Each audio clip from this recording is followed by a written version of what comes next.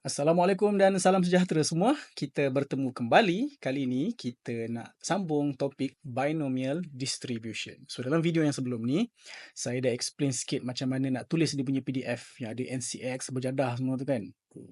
So untuk hari ni kita nak study example yang melibatkan binomial distribution. So let's take a look at this example. Kita baca sama-sama ya. Saya baca, korang pun ikut baca tau. Given that 30% of the students in University A use the library in 1 month.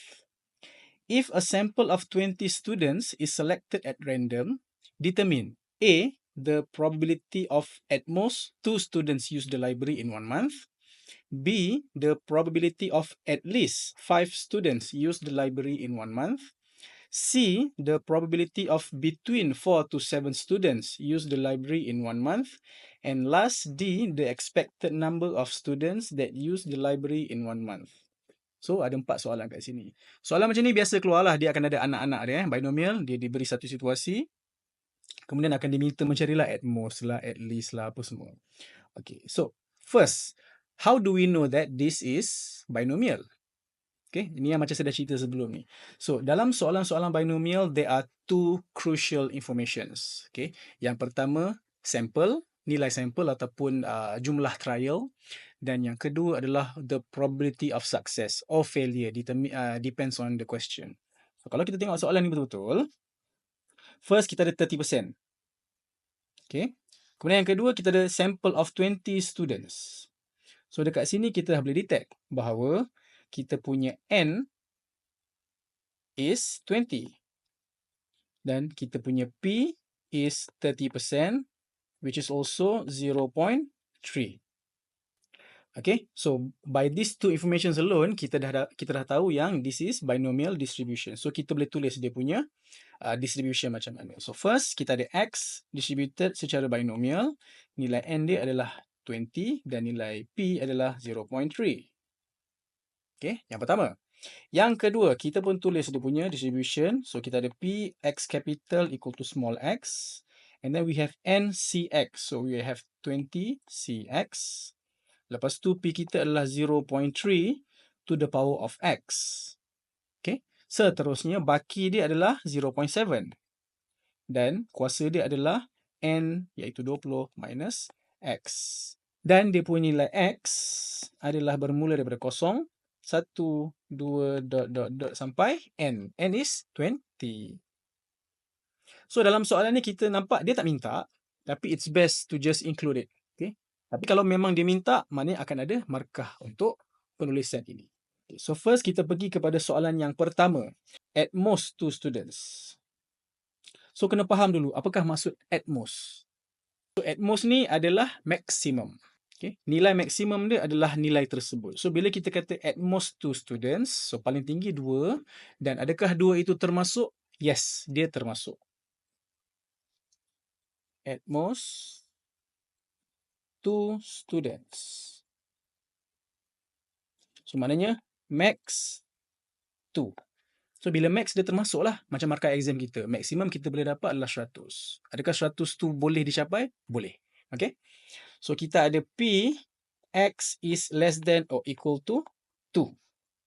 So, of course, there are two ways to answer this. Saya tunjuk satu soalan je lah yang kita pakai dua-dua kaedah ni. So, there are two ways of answering this question. First, kita guna kaedah formula, iaitu kita akan masukkan nilai X 0. Okay, saya tulis kat sini kalau pakai formula. Macam ni.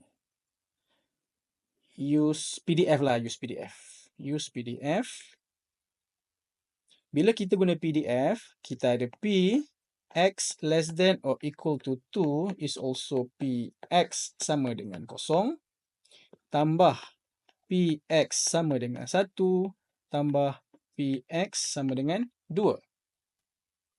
Okay, so bila kita guna kaedah PDF, kita akan ada 20C. X kita 0. Lepas tu 0.3 kuasa X iaitu 0. Dan 0.7 kuasa 20 tolak 0 iaitu 20. So, ini baru Px 0. Kemudian kita ada Px sama dengan 1. Saya buat kat bawah tak muat. So, kita ada 20 C1, 0.3 kuasa 1, 0.7 kuasa 19. Dan tambah lagi kita ada 20C2, 0.3 kuasa 2, 0.7 kuasa 18. So, kita akan dapat nilai-nilai dia. Korang boleh buat, okay, guna kalkulator dan korang akan dapat nilai begini. So, first kita ada 0.0007979 plus 0.0006839 plus 0.02784.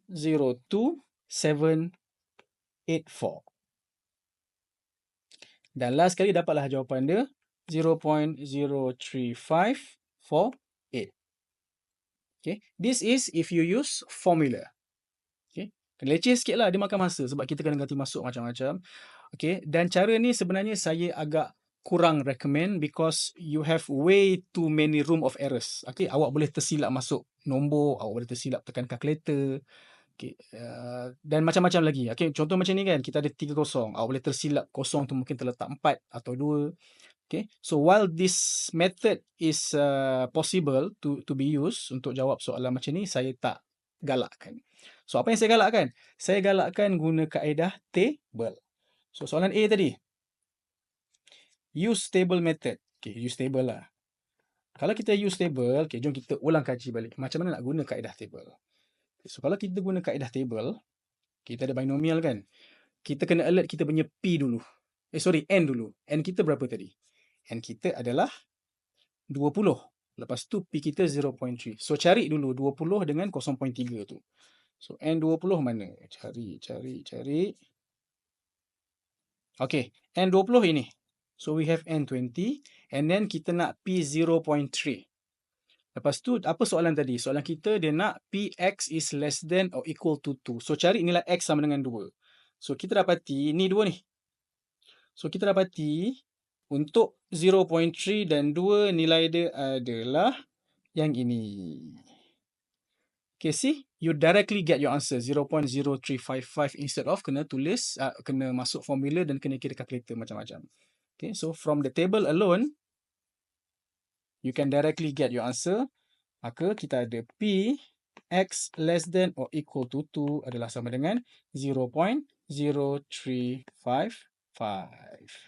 Boleh faham semua?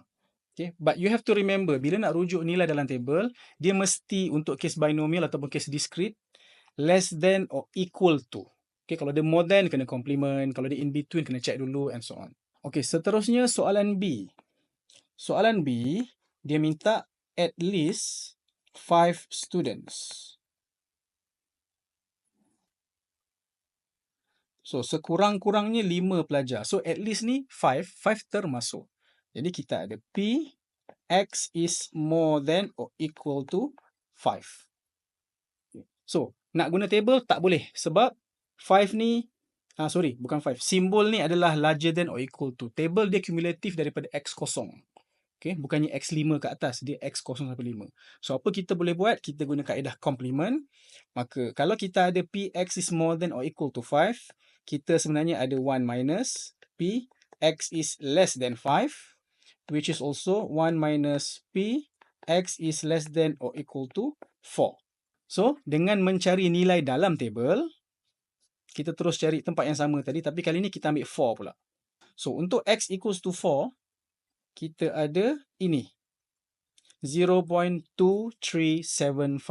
Adakah itu jawapan? Belum lagi. Kita ada complement tadi kan. So, 2375. Kita take note. So, kita ada 1 minus 0.2375.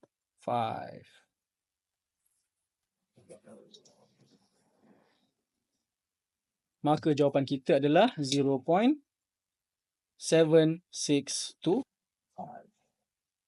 Yang ini kalau nak guna formula lagi merepek lah. Because untuk awak dapatkan more than or equal to 5, awak kena kira manually untuk 5, 6, 7, 8, 9 sampailah 20.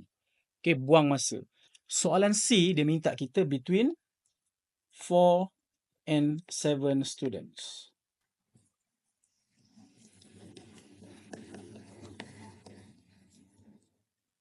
So, kalau cara manually, pelan-pelan pertama sekali 4 dengan 7 ni termasuk lah. So, kita ada 4, and then X, and then 7. Okay. So, kita ambil dulu yang X less than 7 ni. P, X less than or equal to 7. Kemudian, untuk yang ini, untuk make sure 4 tu termasuk, kita kena consider 3 consider 4 ke bawah. Kita kena tolak 3 dan ke bawah. So kita ada P X less than or equal to 3. So yang ini pun sama, kita cari table terus. So kita cari untuk value 7 dengan 3. So kita pergi kepada table yang sama iaitu N20 ni. Okay, kita pun cari value 3 dengan 7. So kita ada 3 yang ini dan 7 kita ada ini. Maka daripada table tadi kita dapat untuk Px less than or equal to 7 kita ada 0.7723 minus untuk value 3 kita ada 0.1071. 0.6652. Okay.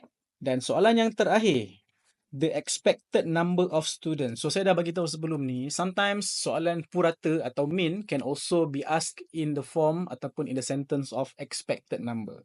So expected number is EX. EX is also mu, iaitu min.